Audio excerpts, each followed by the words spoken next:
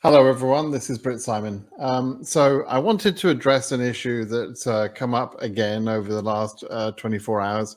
I've had a fairly sort of interactive, lively, at times angry discussion with a number of people over some of the recommendations that some of the lawyers are coming out with, and others probably, for DV 2023 cases about unlocking of your case, right? Now, my position is very clear. I've tried to clear this up in the past. I've written a blog article that defines when you should or shouldn't unlock your case, and there is certainly evidence happening right now, very sadly, of people that were advised in DV 2022 to not unlock their case because they were given fear of doing so, and they're now losing their visas. They're losing their chances. Okay, so there's no doubt, absolutely no doubt, that unlocking is important in some cases, right? And I've, like I've said, I've explained that in a blog article. I should probably address that again in this video. I will a little bit later explain when you should unlock. Now,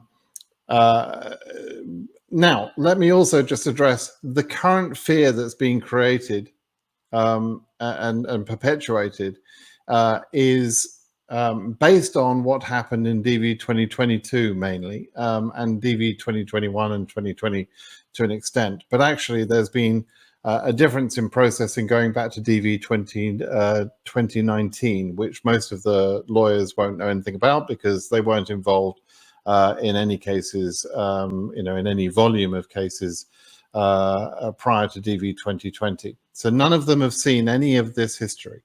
Now, remember, I've been doing this since 2013, and I've been advising people since 2013. So I have seen normal years in terms of normal processing, etc.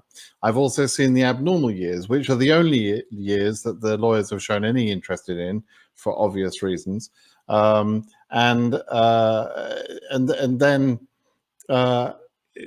my perspective about DV 2023 is that it's going to be different to how DV 2022 is. Now, I was challenged by someone yesterday who made some bloody foolish observations and couldn't back up his points at all. But the one smart question he did ask is, how could I, BritSimon, how could I be so sure that DV 2023 is going to be different to DV 2022? So let me just say, I'm not interested in rehashing DV 2022. I'm not interested at all. There are people that will have lost their visas because they didn't unlock. There are people who probably didn't get an interview because they did unlock, right? Let's just assume that that's the case. In general, the process of ordering, we now understand the process of ordering cases very well, that was operated on in DV 2022. It is complex, but essentially the date that you get documentarily qualified, fully processed for your DS260, and the date that you could be added into the queue, those things are paramount, right? And the queue we're talking about is an AV queue, right?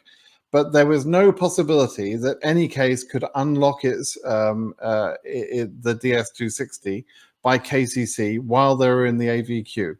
So this perspective that Nicolette Glazer put out the other day, that there is some mystical queue related to DS260 processing and you go to the back of that queue, that's complete nonsense, because the only queue that we know is being maintained is the AV queue, all right? And so it's nothing to do with it. And once you're in the AV queue, you can't unlock anyway, unless you wait for your interview.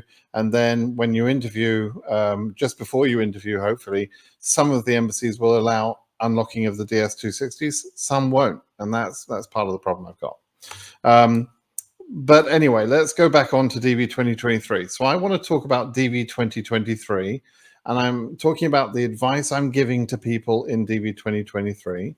And what I want to do is dispel this fear and myth that for DV 2023, listen carefully, for DV 2023, that unlocking is a bad idea. It's not a bad idea in DV 2023. And I'm not saying everybody should just unlock on a whim every 5 minutes.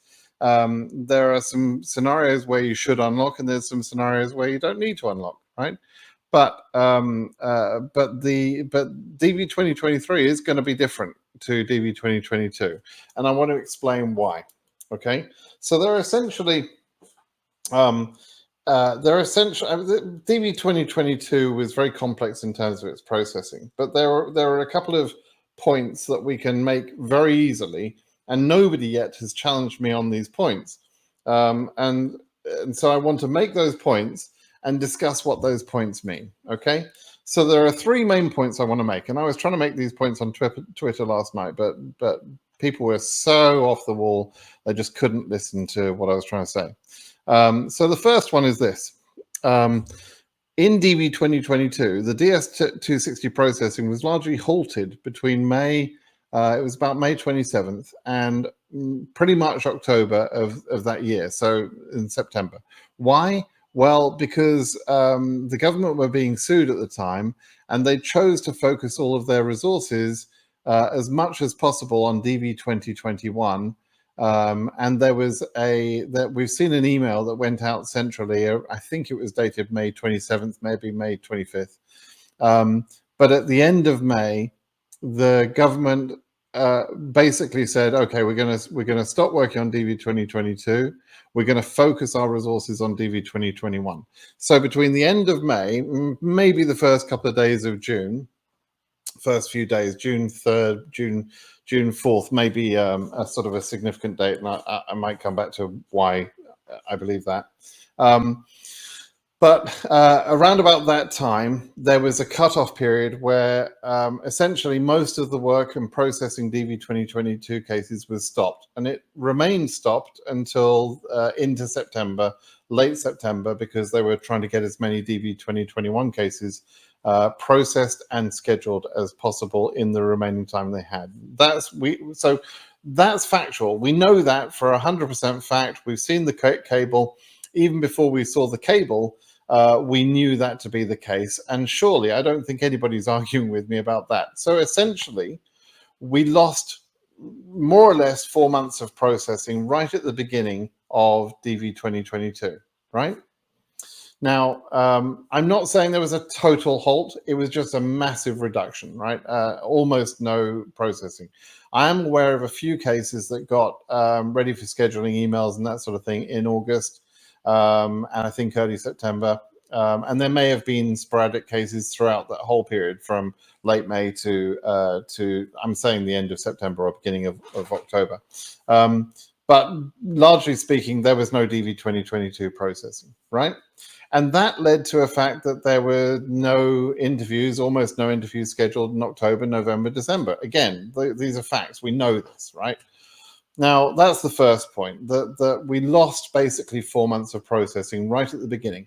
There had been some lucky people, of course, that had submitted their forms in early May, earlier in that period. And in general, if you look across all of the data collected at various embassies, you'll often see that DV 2022 cases had, there was sort of a pre-June 3rd group of people who, generally speaking, got processed pretty well. And there was a post-June 3rd processing group, and those people had to wait a long time for their processing, right? And so we know that to be the case, right? The second point is that in DV 2022, on December 9th, the government changed its procedures about the document procedure. Okay, they said no more documents need to be sent to KCC prior to the interviews being scheduled. Right, that was a change. It was called the pilot program. It's very well documented. Again, everybody knows about that.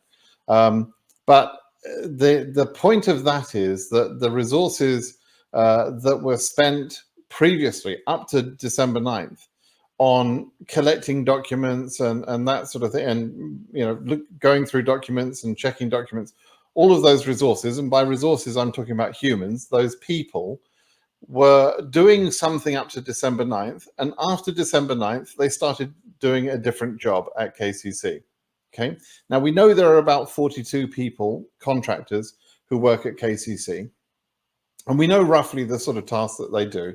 They're supposed to answer the phones, but they haven't answered the phones till, since 2020. We got the email that says why they switched off the phones. We've got all that. They're supposed to answer emails. They do, but they get overwhelmed at times. And I believe I've seen numbers that there's about a team of about 4 or 5 people out of the 40 that work on emails. To respond to requests. And so at various times of the year, those 4 or 5 people get overwhelmed. The remaining people, largely speaking, work on either scheduling interviews, right? Interacting and liaising with the embassies to figure out about, what capacity have you got? How many cases can you take? Or I've got this case here, can you take this case? And actually scheduling interviews, because the embassies often send little sort of documents saying, yeah, we can take 50 cases this month, and here's the days when we'll take the cases, and here are appointment slots on those days. Literally, that sort of interaction goes on between KCC and some of the embassies. So there are some people who, throughout the whole month, are interacting with the embassies and scheduling interviews. That's their task, that's their job, right? I don't know how many people that is out of the, let's say, 38 people that are remaining. I'm just approximating, but let's say that's, I don't know, 10 people, right? So there's something like 28 people or 25 people, and those people were doing, prior to December 9th, those people were doing one of 2 tasks, right? They were either processing DS260s, or they were processing documents, right? And the processing documents team was an entirely separate team, literally a walled off, separated team. They were not even allowed to communicate. And at some point, this team, who were working on documents after December 9th, all of them stopped doing that work and they moved across to the DS260 processing team, right? And maybe they also took some of those people, maybe they're answering emails, maybe, who knows, but they're doing other activities. But basically those resources, those people, after December 9th, were put onto the other side, and they were, scheduling interviews, processing DS260s and that sort of work. So those people were spread out amongst the other teams. Now, again, we know that because those people who were inexperienced at scheduling interviews, for example, made some mistakes.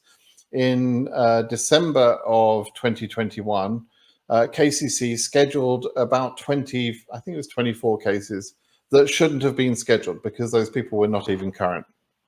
And there were various mistakes being made at that time. Similarly, in DV2023, funnily enough, people have already received the current for interview processing email, which is nonsense. They shouldn't have done that at their case numbers. And again, it's just mistakes. It's human mistakes. So KCC make mistakes, right? There's no doubt about that. Okay. So my first point is clear. It's about the shutdown of the 4 months. The second point is about the changing of resources, the moving of those humans from one team and spreading them out onto either DS260 processing or the arranging of appointments, right? And that's largely speaking, that's what KCC do. There is a small group of that team, I think, that work on some security related aspects, but I won't go much into details about that, all right? So, largely speaking, the numbers that I'm giving you are roughly the numbers that they've got.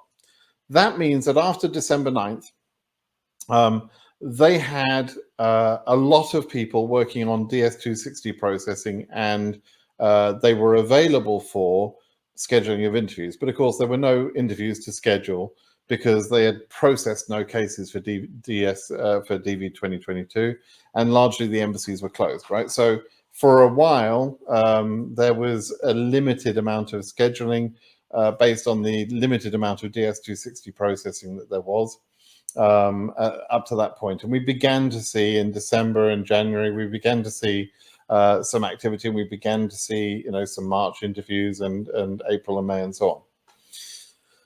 Okay, so those are two points. Now, in terms of the third point I want to make is that we know that by the end of June, they had processed over 101,000 DS260s. Okay, this team. Now, prior to December 9th, they had processed almost none, right?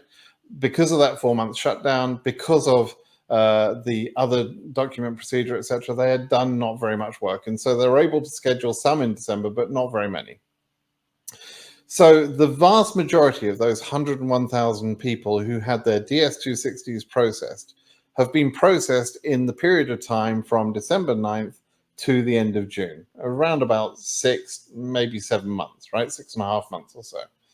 Okay, so that tells us the pace at which they can process DS260s if they're only focusing on scheduling interviews, answering emails, and processing DS260s. They're not doing other work, right? So those are the conditions that exist and will exist in DV2023 because it's now been formally announced that the document procedure is not going to be reinstated for DV2023, right? So we know that they have a majority of their resources available for the sort of work that we want them to do, which is answering the emails, scheduling the appointments, and processing the DS260s, right? And they did 101,000 DV 2022 cases, and pretty much most of those were done in a sort of a 7-month period. So the pace at which they can process these DS260s is actually pretty fast. It's at least 10,000 a month. We've got Miles Morgan on record in one of the declarations in a previous declaration last year. He talked about the pace of opening DS260s as being about 7,000 per month. But this increase in resources that they have from the document processing team means that they have demonstrated they can process over 10,000 DS260s per month, right? And we have more months in DV 2023 for them to do that because we didn't lose the period of time from May up to the end of September, right? We didn't lose those 4 months. So what does that mean? Well, that means that KCC will be more than able to process all of the DS260s by about December or January or so, at least to deal with the backlog. Now, there will be people who will submit their DS260s next year, right? Even though the majority of DS260s are submitted in May and perhaps June, that's well over 50% of the DS260s that are submitted in those first few weeks, right? But then there's an ongoing trickle of work that goes on, into next year. It happens every year, and it will happen this year too. And so the real test of whether there's a backlog of DS260 processing or not is somebody will send in their DS260 in January or February, and they will find that they'll get the letter saying their DS260 is processed within about 2 weeks. Week and a half, 2 weeks, that sort of thing. It's in previous years, it's happened exactly that way. Now, there was one year, I think it was 2016, where the backlog went on until I think March, and I remember being concerned about it. I remember writing an article about it, and I remember I think it was around about March or maybe even early April when I announced that the backlog was finally over and dealt with. Now, that could have been resourcing changes or who knows, right? But no need to sort of delve into that. But generally speaking, prior to DV 2019, every year was as I suggested, as I'm suggesting DV 2023 will be, that DS260 processing is they will conquer the backlog. They will deal with the backlog, right? Now, if there's no backlog, and if you can submit or resubmit your DS260 by, let's say, about January of next year, or perhaps February, then there is no need to fear being having to be reprocessed and being delayed by that, right? So, and the majority of cases will be scheduled and need to be processed after that time. And so for the vast majority of people, and I say that, by the way, because the later months of the process are normally the more active months, right? But the majority of people will be processed well ahead of when they need to be processed. Okay, DS260 processing is done more or less. They open the cases in the order in which they receive those cases, and so they just work through that. The document procedure was performed on case number priority, but the processing of DS260s is now and has always been on a basis of saying, okay, I'm going to I'm going to open the DS260s in the order they're received, but not all DS260s opened on a given day will be processed on the same day, because different DS260s, different cases, different scenarios need different time to process. Okay. All right, so so that's fundamentally the answer to the question of how do I know it's going to be different to DV2022, and unless you're brain dead, or unless you think that the 3 points I just raised there are irrelevant somehow, the loss of 4 months of processing, the document procedure stopping, the fact that they've proven that they can do over 100,000 DS260s. I mean, tell me if you think those things are wrong. But if those things are not wrong, right, then DS260 processing or reprocessing after unlocking is not our enemy, right? That's the point. That's the point that everyone seems to be missing. And nobody would engage with me on those 3 points yesterday because they don't want to hear the answer. I don't know why. But that's the reality. That's why DV 2023 is going to be different. Okay. Now, I'm going to talk about the types of unlocking before I go on to the other aspect, because the other aspect of whether you get an interview or not, there is an aspect of this as, one thing is being processed, another thing is being scheduled. And I want to talk about that second thing anyway, right? What are the threats to DV 2023 in terms of getting scheduled? And that's a separate thing. I don't think DS260 processing is the threat. I think scheduling maybe, for a couple of reasons, and I'll talk about that in a minute. But let me just quickly say, remind people of what I said in terms of when should you unlock. You should unlock your DS260 in one of several circumstances. It's when you've made a relatively serious mistake, or you need to make a change on your DS260. Now, an example of something that is trivial that you don't need to worry about, you don't need to unlock your DS260 for, would be, for example, when you give the history of addresses that you previously lived at, and you say you lived at number 17 Any Street, and then you remember, oh no, it was number 15 Any Street. Don't unlock to correct that. There's no need to correct that history of an address you lived 10 years ago, right? That's completely trivial, not important at all. On the other hand, if you are looking at your DS260 and you've realized you've spelt your name wrong, particularly for the principal applicant, but really for any of the people on the DS260, then that's something you should unlock. Why? Well, because it is the way that they do the background checking, right? They do the background checking based, if you said your name is John Smith from Bahrain or whatever, there, and here's the passport number, they then perform a bunch of background checks. If you've spelt your name wrong, so that you're not John Smith, but you're Jane Smith, right? They're looking for a different person when they're searching the records, the background checking for Bahrain, for your passport number and everything else.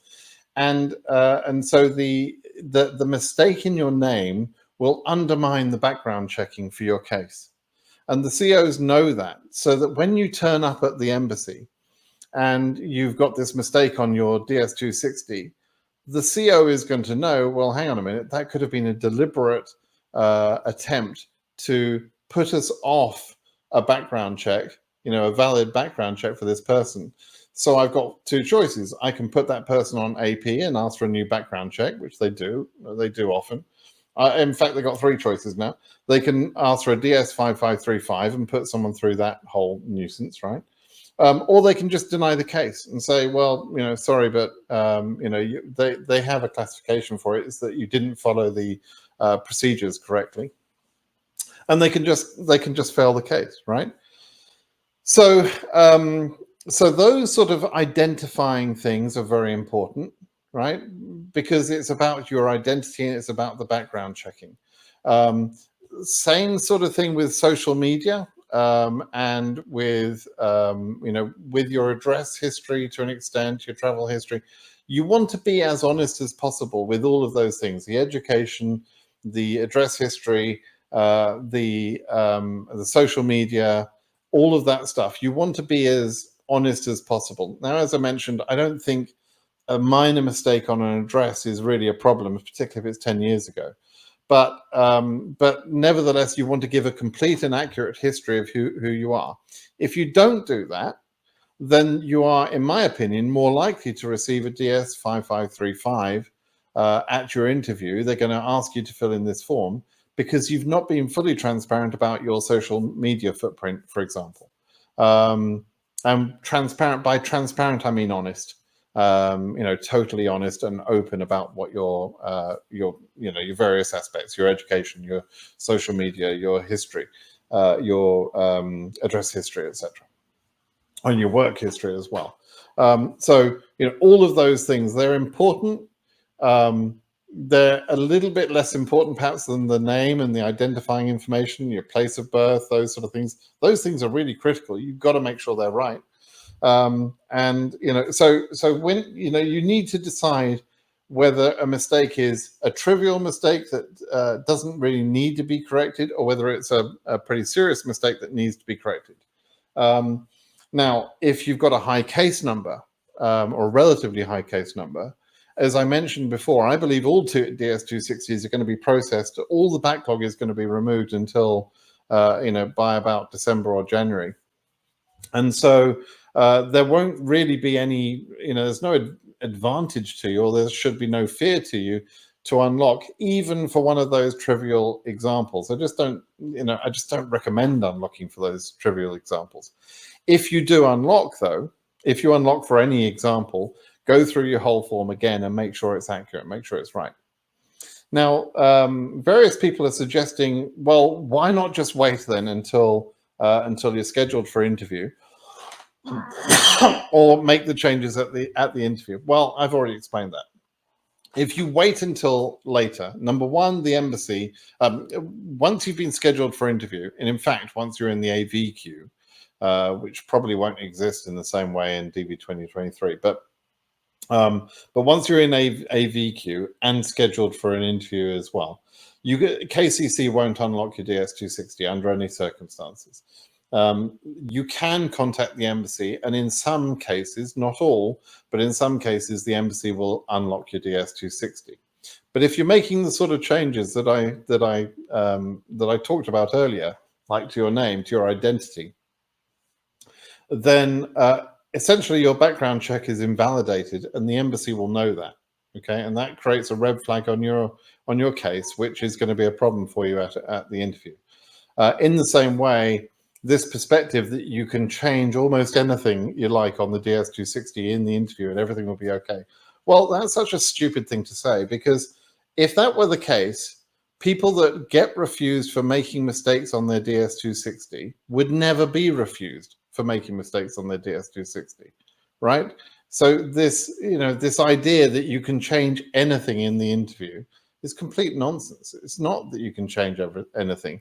Some CEOs won't allow it, or they'll say, well, okay, you've changed that. Your name is now completely different. Your background check is invalidated. I got no interest in rechecking your case. I'm going to just deny your case. All right. And in some embassies, that would be the way that they would commonly behave. Right. Now, in other embassies, you might be able to get away with it, but I just don't think it's smart to risk it. Right. Why risk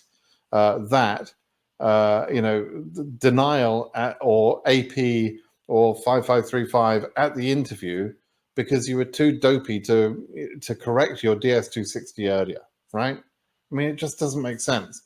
Now, let me also, at the end of this, say what I've said for 10 years to people, and the people that I know, that I respect, that know about this program, have said exactly the same thing for the same number of years. Denial is worse than delay, or delay is better than denial, right? So let's say you don't believe what I'm saying, right? Okay, fair play, believe what you like. But if you choose to not correct your DS260 and you get denied because you were fearing being delayed, then you're a bloody idiot, right? Because delay is a better option than denial. All right. And again, I get where some of the lawyers have come from, that they've been looking at DV 2020, 21, and 22. And in those years, delay could mean denial, right? Could mean a delay could be fatal for your case. But that isn't the case in a normal year. And it's not going to be the case in DV 2023. And we're unlikely to need lawyers in DV 2023, by the way. So all of these lawyers getting excited and arguing with me, it's kind of hilarious because they're all going to evaporate. All of them are going to they're not going to be around. They're not going to be interested because there'll be no, fees that they can earn or problems that they need to solve. Now, I'm not trying to disrespect any of them in saying that. It's just human nature and the nature of their business. I talk about DV lottery as a hobby.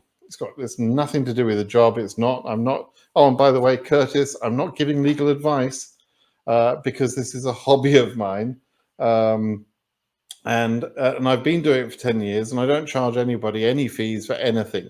Right? Never have, and I've never received any payments from any of the lawyers. And nobody has ever come forward with any sort of evidence to say, here's a payment you received from a lawyer for saying this or that or anything else, right? So whilst I am friendly with all the lawyers and respectful of all the lawyers, I think most of the decent lawyers would agree with me that a good DV year is one where we don't need any lawyers, right? That would be the ideal scenario. Now, some lawyers, one lawyer in particular, has already got his DV 2023 landing page set up, ready for the lawsuits, right? Absolute nonsense. Ridiculous situation, right? There should not be any need for lawsuits in DV 2023. If there is, then I'll be the first to raise the flag, the red flag, and say, holy crap, we need some help over here, right? But in normal circumstances, there should be no need for the lawyers, and they can go back to whatever sort of immigration cases they want to work on. And that I think would suit most of them and would not suit some of them, because some of them have made a decent living out of DV lottery and they don't want to give that up. And so that's why, that's why they see this as fertile ground, right? Okay, now, let me switch topics a little bit, because up to now I've been talking about DS260 processing, and it's important we understand there are two aspects to your happiness and your getting this visa. One thing is getting your case processed, and the other thing is getting your case scheduled and going through the interview process and everything else. The latter thing is what I want to talk about now, right? There are still some embassies where I am suspicious and nervous that they are going to continue to mistreat their local selectees in the way that they did in DV 2022. That is one of two threats that I see to the scheduling of cases in DV 2023, right? And whenever I think about this, I think first of all of Accra Embassy. Accra Embassy have just been bloody awful in DV 2022. There have been other embassies such as Cairo and Addis, etc., that have done far less than they should have done. Ankara, Abu Dhabi. I mean, there's several examples, right? Who did far less than they should have done. Some other embassies did virtually nothing, and then all of a sudden came out of the woodwork, like Kathmandu, and had an impressive, 1 month performance where they scheduled almost everybody, right? And so, there's no doubt that these embassies could handle, the volume of cases we need them to handle in order to process all the cases. But Accra in particular have not shown signs of wanting to do that yet. Whereas some of the other embassies, for example, Addis or Cairo, if you judge them on performance from 6 months ago, they were bloody awful. They were on my shit list 6 months ago. But then on a more recent performance basis, more recently, they have performed better. They've taken more cases more recently. Okay, so there's a reasonable expectation that the amount of capacity at most embassies should continue at roughly the same level, or perhaps continue to increase. And if you've got 12 months of scheduling at, let's say, Cairo embassy at 300 cases a month, for example, that would be 3,600 cases, which is 7,000 people. That would be more than enough, right? So we don't need for these embassies to take 1,000 cases in a month. That's not necessary. We just need them to actually, for a full 12 months, do a consistent, decent job and give a good capacity to the clients. But an embassy like Accra that has only scheduled 30 odd cases in a given month, if you multiply 30 times 12, you've got 360 cases for the year, and that's a problem, right? And so we cannot have embassies that that do that sort of thing, and that might be, for example, one of the areas where lawyers do need to get involved. I don't know. It hasn't been very successful up to now in terms of suing individual embassies, but it's a possibility. Okay, so anyway, so the prospects of getting scheduled at the majority of embassies, most of them, apart from literally 1, 2, or 3 embassies which are more risky, the prospect is good, right? So then there's just a couple of embassies that I'm a little bit nervous about, and I'm going to watch them carefully and talk to you about the progress as and when we can see the progress. We won't have hard data on those embassies until December or January. And I say December because we'll have issuance data in December, I think, for October cases, and so maybe even November. And so we'll begin to see how many cases some of those bad embassies have taken in the early months of the DV2023 program. But in January, we'll have all the SEAC data, so we'll know exactly at that point. Okay, that's one threat to DV2023. The other one I want to raise is DV2020 and 2021 processing. So there are about 20,000 visas reserved in those 2 cases, which there's going to be an appeal on September the 16th. We'll probably have a decision in October or November, roughly speaking.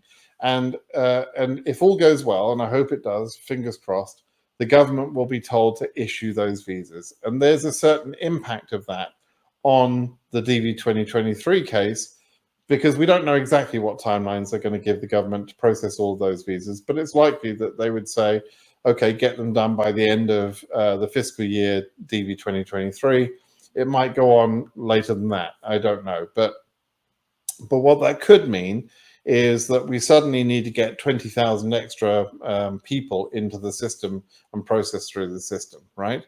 Which, and it's visas issued, so it's not just people being scheduled for interview. They might have to interview 25,000 people to actually, to issue 20,000, right? It might be more than that. It might be 26, 27,000, right? So where are those people going to be? Where are they going to be seen? They will probably be prioritized. They will probably be handled by the embassies as a priority because it's subject to a court order at that point. And this is if we win the appeal, right? And so there could be an impact on scheduling of DV 2023 cases because of the cleaning up of DV 2020 and 2021, right? I don't think there's going to be any impact. I don't think there's going to be any reservation from DV 2022. I can't see any reservations happening out of the current lawsuits. I think the lawsuits currently are not going to succeed. Certainly not in reservation, but probably not in general anyway. So yeah, the biggest impact to DV 2023 is going to be, potentially from DV 2020, which is 9,000 cases and about 11,000 or 9,000 visas, 9,095, and about 11,000 held over for the go and good luck cases in DV 2021, right? And about another 1,960 or something in RAI. So you know, roughly speaking, roughly a total of those about 20,000 visas, which is roughly about 10,000 cases, right? Now we've seen 7,500 interviews being arranged in August of this year, and 5,800 were arranged for September. So scheduling 10,000 cases really shouldn't be a problem, and in fact, many of those cases will be immediately issued because they were cases where those cases were in AP during 2020 or 2021, and so they can be very quickly issued. So we've probably got like a 1 month complete impact to DV 2023 if we win the appeals in 2020 and 2021, but we'll have to wait and see how that goes, right? But the main purpose of this video was to talk about the DS260 processing and why unlocking is not a bad thing. It's not the horror that people are trying to tell you it is. I just, you know, I just get frustrated and saddened because people can't use their smarticle particles to figure out, you know, what the differences are, and, you know, use some critical thinking to figure out whether DV 2023 is going to be the same or not. And, you know, I'm just offering those points as an opinion. You know, the 103,000 people, you know, have been processed in DV 2022. December 9th was the document procedure. You know, that's when it was stopped. And the 4 month shutdown, almost total shutdown, not a total shutdown, but almost total shutdown of processing for DV 2022. So those are the 3 points that I think people are just not considering. And you decide for yourself whether you think those points are valid in terms of how, you know, what that says about DV 2023 processing, right? If DV 2023 has an additional 4 months of processing, if the capacity of KCC is increased because they don't have to do document processing, if the track record of 103,000 DS260s being processed, which is what we have on record that they've done, if that track record can be continued, then why are we worried about DS260 processing or even reprocessing? Okay. Oh, and just a last point. This whole debacle about unlocking came from the lawyers misreading a comment that Miles Morgan had made. And it stuns me when they can't read just simple English. What Miles Morgan, I think, said, and perhaps it was one of the other government representatives, but what they said was that a DS260, if it's unlocked after it's been processed, will need to be reprocessed. Okay, I don't disagree with that, but there's a very key point there. The DS260 needs reprocessing after it's been processed. So if you're unlocking a DS260 and you haven't been processed yet, that doesn't make any difference at all to your case, right? If you have been processed and you do something significant, like you've got married and you've now got an adult spouse, then yes, there is going to be a delay or an impact to your processing. It'll need to be reprocessed. But if they do that within a week, why do you care, right? If it gets done within a week and come the new year, it's going to be processed in a week or two, all cases, just like it used to be prior to DV19, right? It's quite simple, really. It's not brain surgery, this stuff. So I'm hoping that many of you have followed along with what I've said and will understand that. And I would really like it if these various commentators would listen to this video completely. I'm going to ask that they do. And let me know respectfully. Just, you know, let me know. What do you think? Do you think I've got it wrong? Do you understand my points now? You know, I think it's pretty clear and obvious, but for whatever reason, people are just so worked up they can't, you know, open their eyes. So there you go. Anyway, hopefully that has been interesting and reassuring to some of you in DV 2023. I hope you'll take that information and do with it what you will. But my recommendation to people, and it's a recommendation of from a family member to another family member. That's how I see you all. Is just like, if you need to unlock your DS260, it is better to unlock it, and even if that means a small delay, it's better to do that than be denied at the interview, right? Okay, everybody, thanks for listening in. Please do make sure you're subscribed to my channel. Give me a thumbs up, like, if you like this. If you're one of the people that hate me, feel free to give me a thumbs down. That's fine too. I don't really care. By all means, let me know what you think. All right. Thank you. Have a great day. Bye-bye.